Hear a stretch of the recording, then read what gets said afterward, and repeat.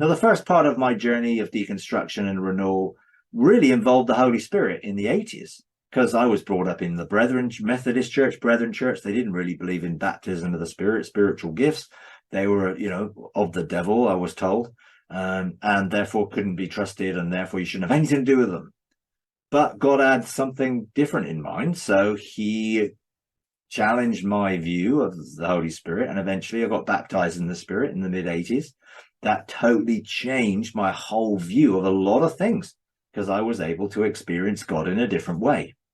The second, which followed very quickly, was the deconstructing of my eschatology.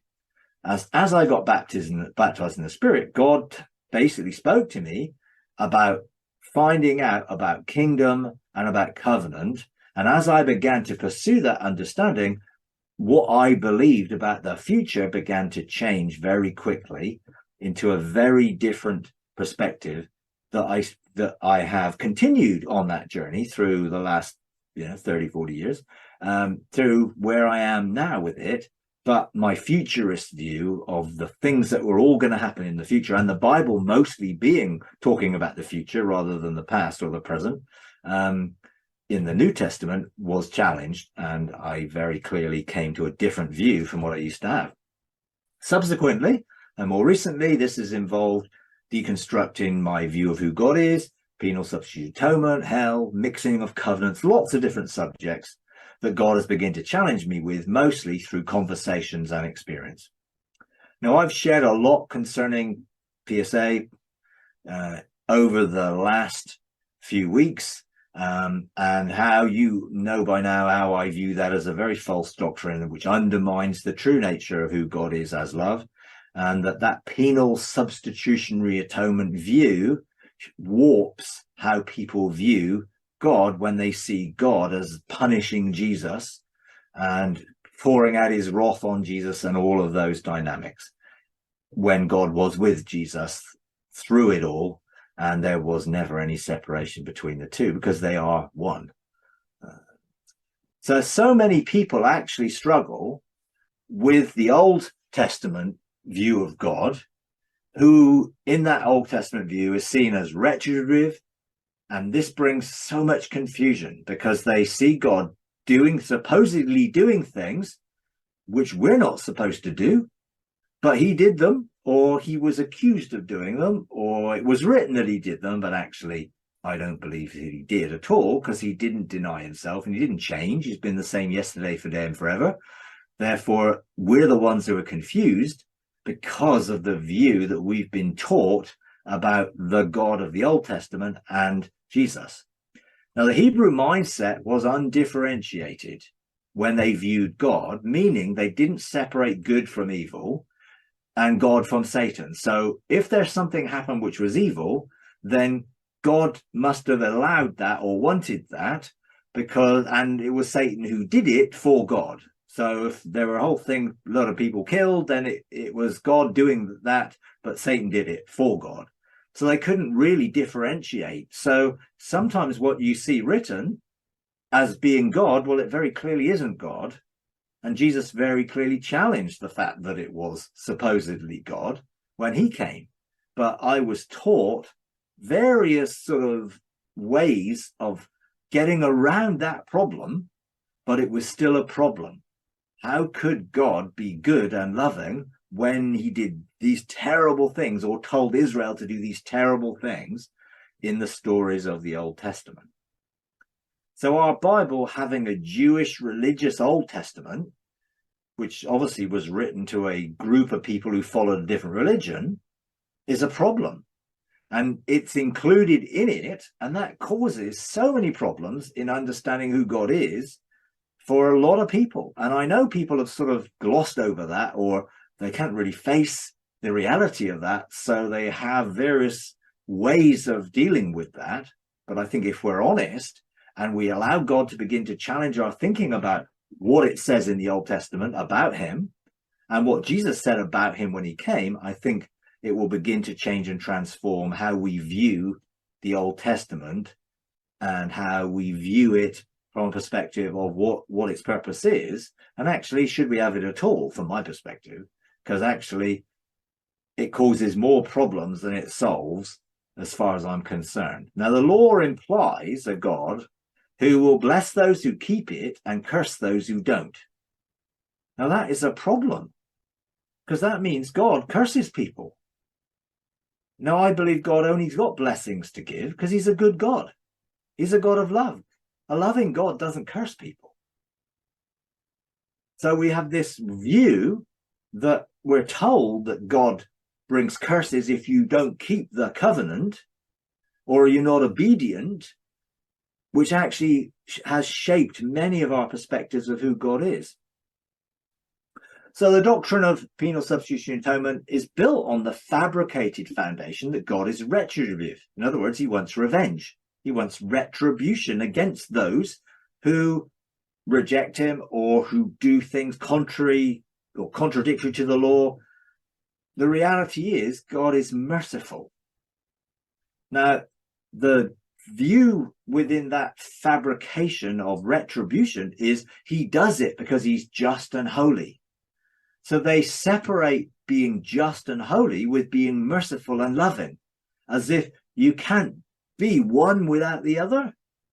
And in reality, yes, God is just, and yes, God is holy, and that in no way contradicts him being love, because justice is an outworking of his love.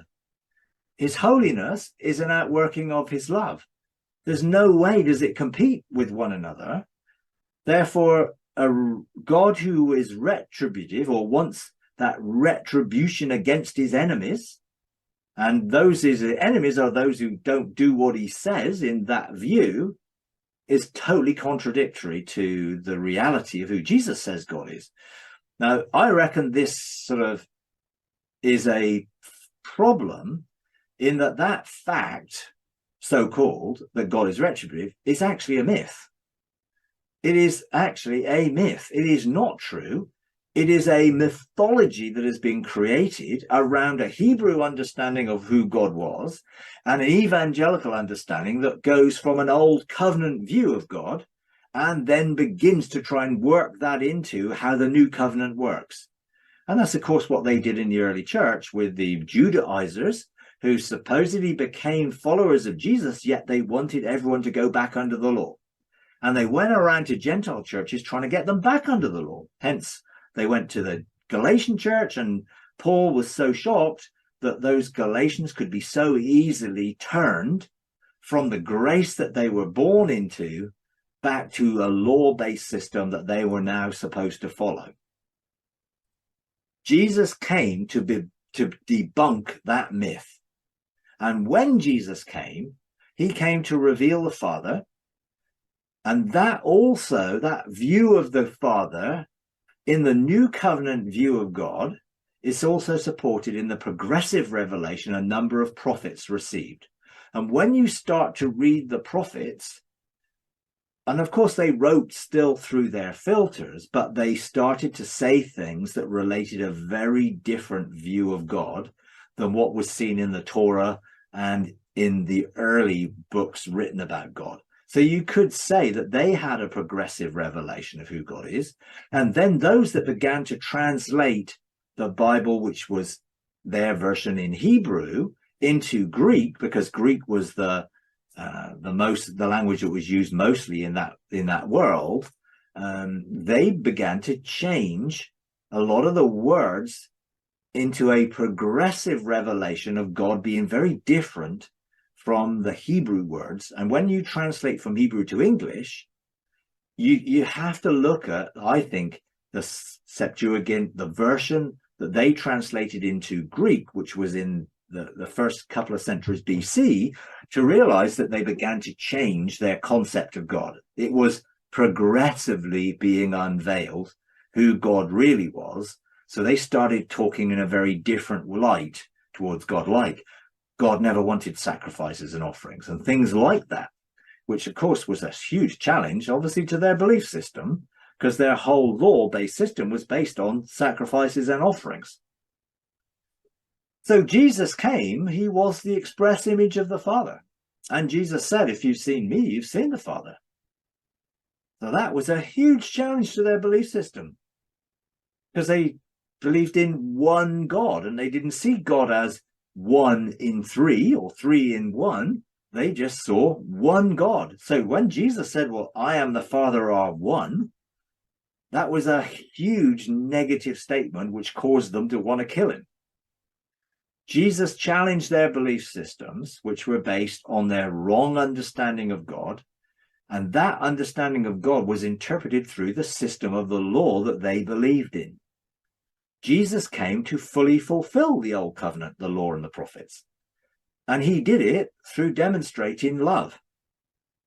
And he became the fulfillment of all the promises of God. And he fulfilled the promises that were made in the new covenant as the seed of Abraham, who had the gospel preached beforehand to him, in that God said to him, in you all the families of the earth will be blessed. So Abraham's heart was to see the whole world blessed. Matthew 5:38 says this, you've heard that it was said, and this is Jesus talking to those who were listening and the audience at the time, and some of them may have been his disciples, some of them may have been Pharisees, Sadducees, lawyers, others. Some of them may just been a confused people. But he said, you have heard it that it was said, eye for an eye, a tooth for a tooth. But I say to you, do not show opposition against an evil person, but whoever slaps you on the right cheek, turn the other cheek toward him also. Now, this was no way promoting take retribution or revenge. It was the opposite. It was don't take retribution and revenge. And then it goes on to say, verse 43, you've heard that it was said, you shall love your neighbor and hate your enemy. But I say to you, and this is the problem even that we're seeing right now in the world, is there's an encouragement to hate your enemy, which is totally contradictory to the message Jesus brought. But I say to you, love your enemies and pray for those who persecute you, so that you may prove yourselves to be sons of your Father who is in heaven.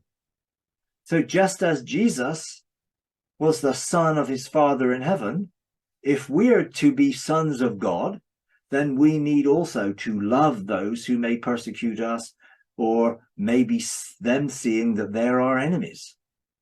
And it is not justified in any circumstance to hate your enemy and therefore not forgive them.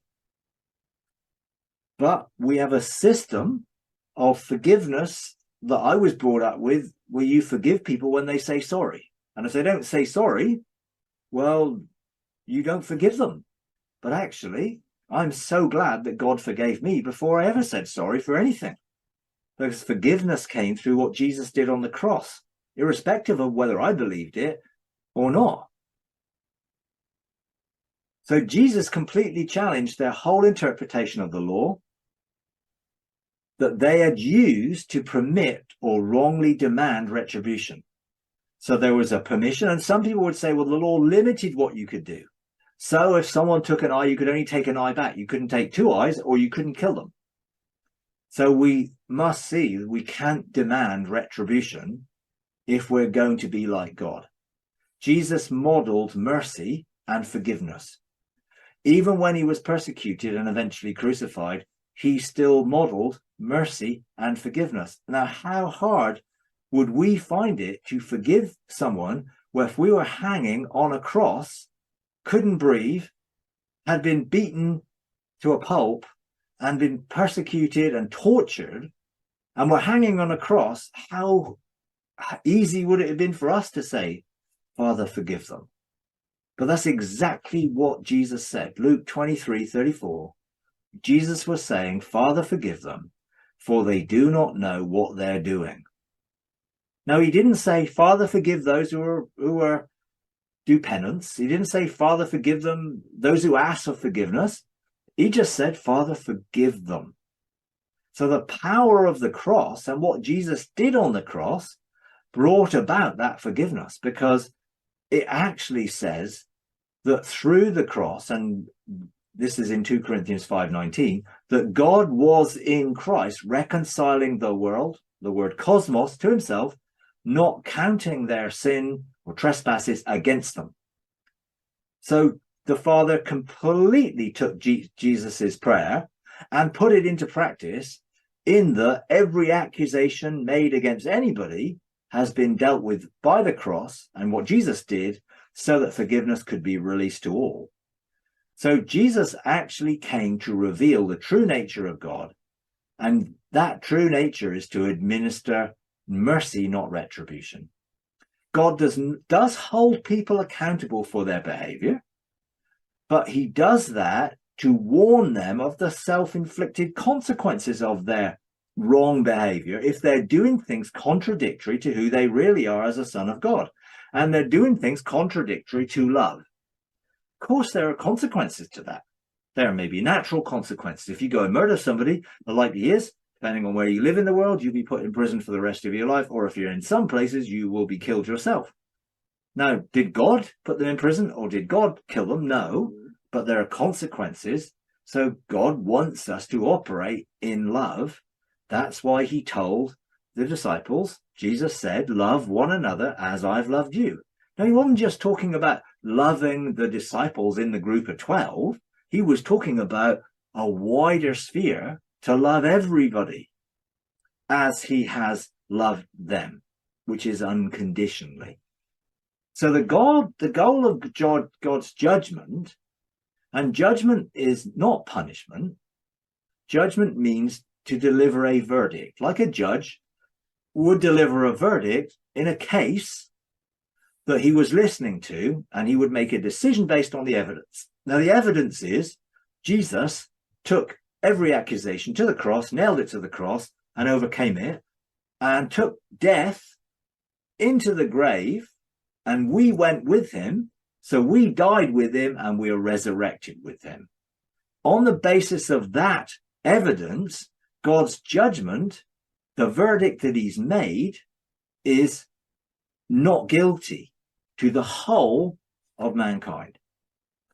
So when God delivers a verdict on our behavior, it's not for punishing us, but it's for mercy, and it's always restorative and never retributive.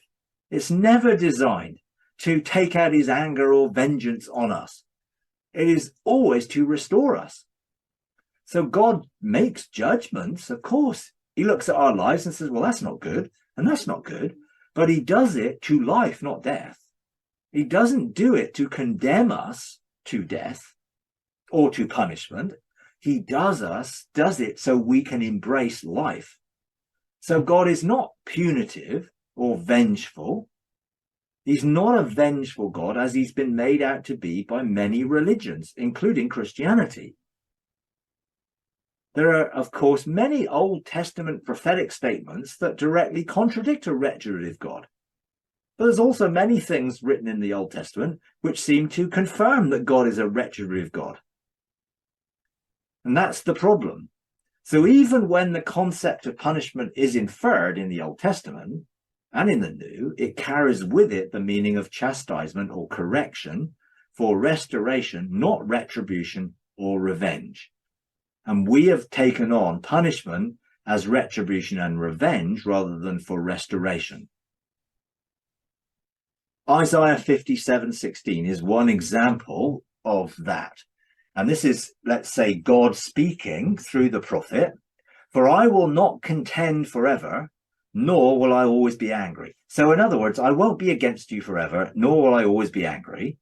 For then the spirit would grow faint before me, and the breath of those whom I've made would end up, you die. If God was contending against you and he was angry with you, you would not be able to stand that at all. But the reality is he's not angry with us. And although it appears to be so through the Old Testament, actually Jesus came to show the love of God, not the anger of God. And verse 17 says, because of the wrongful act of his unjust gain, I was angry and struck him. And that is the word punish.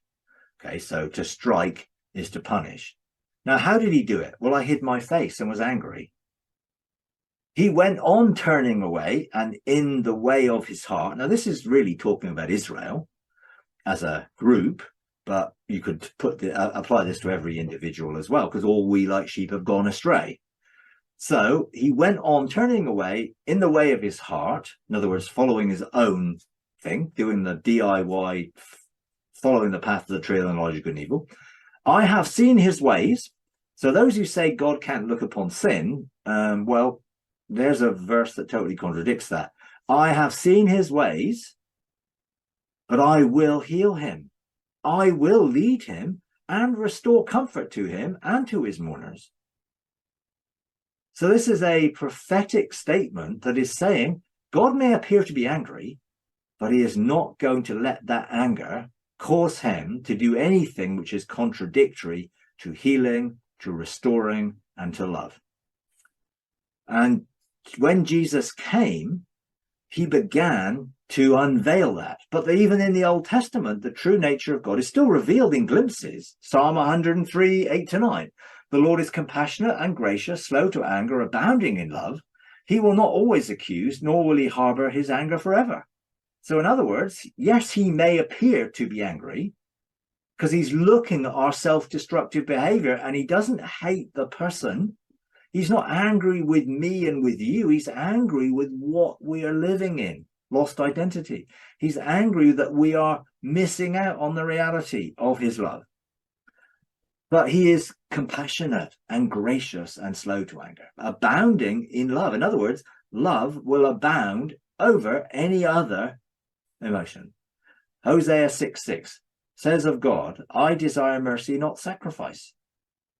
So God here, this is when the prophets are beginning to start decreeing what the true nature of God is and what the true nature of the new covenant will be.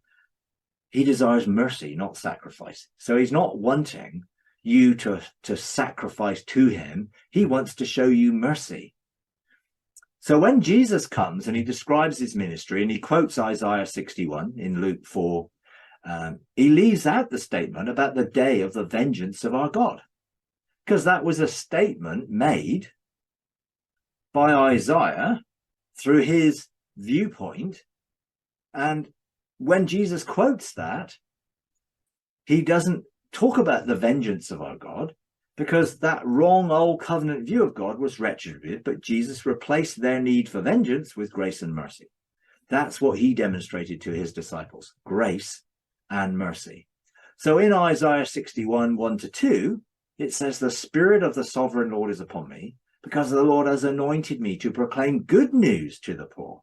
He sent me to bind up the brokenhearted, to proclaim freedom for the captives and release from darkness for the prisoners, to proclaim what? The year of the Lord's vengeance? No, the year of the Lord's favor. So he's turned what they saw as the God of vengeance into a God of love and favor. The year of the Lord's favor. So Jesus has come to declare things are now different and changed, because I am revealing the true nature of God, who has come to bring good news, because he came and brought good news to everyone. He came to bind up the brokenhearted, to heal those who were broken, fragmented, damaged, hurt, in pain, to proclaim freedom to those who were in bondage to captivity, religious captivity, captive to an old covenant law-based system that could never bring them life, to release those who are in the darkness of wrong thinking and understanding, of believing that God was angry and retributive. They were prisoners to that darkness. I was a prisoner to the darkness of that God for a lot of my evangelical upbringing.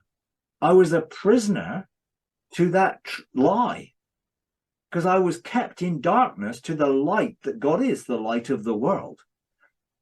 So he came to proclaim the year of the Lord's favor. The favor of God is mercy, because our God is merciful. Okay.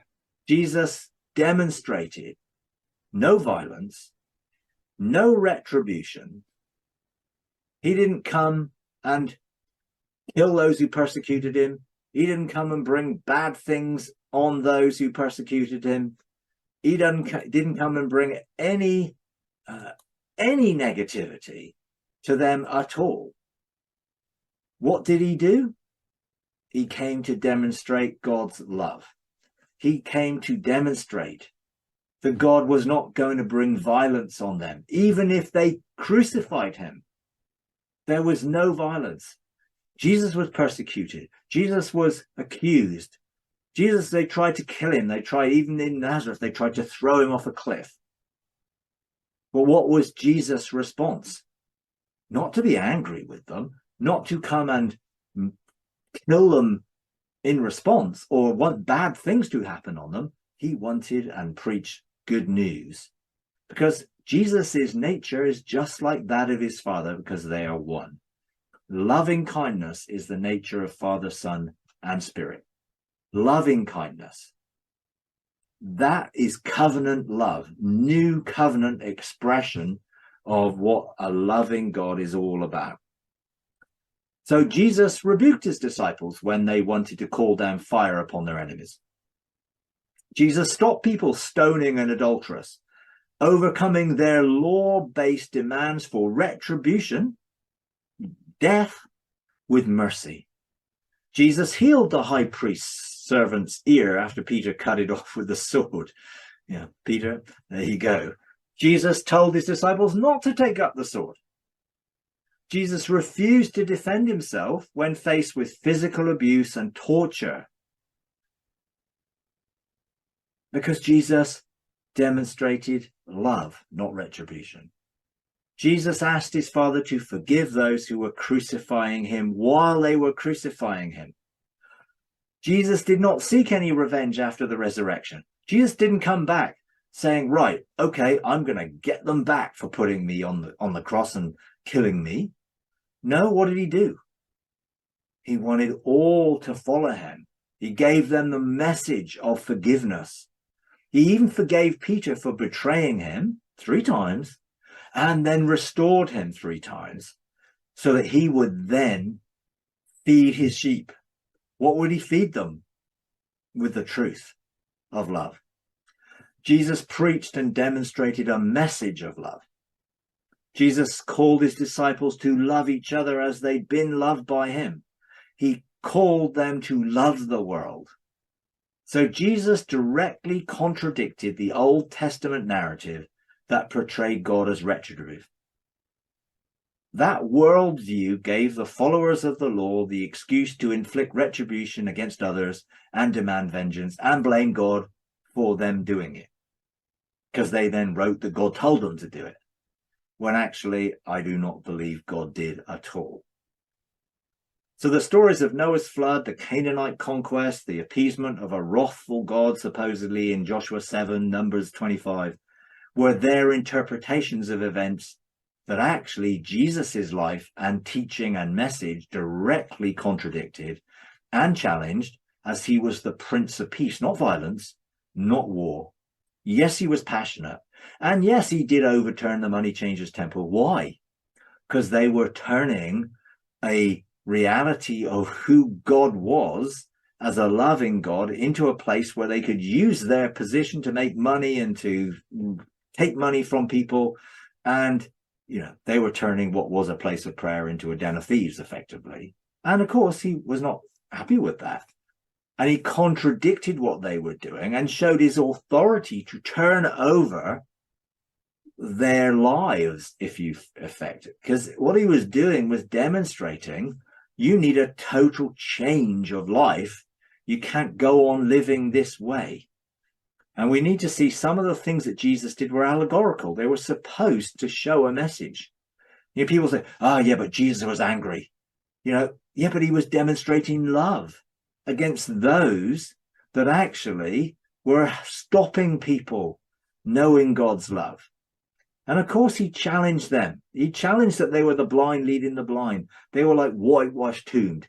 You know, it was still love, because he loved them so much. He wanted to shock them out of their belief systems to follow him. He called them to follow him. He didn't just call the 12 disciples. He called the Pharisees. He called the Sadducees. He called the lawyers. He called them all to follow him. And he wanted to gather them. And he wanted them to follow him. But when they refused, he also warned them of the consequences of their refusal.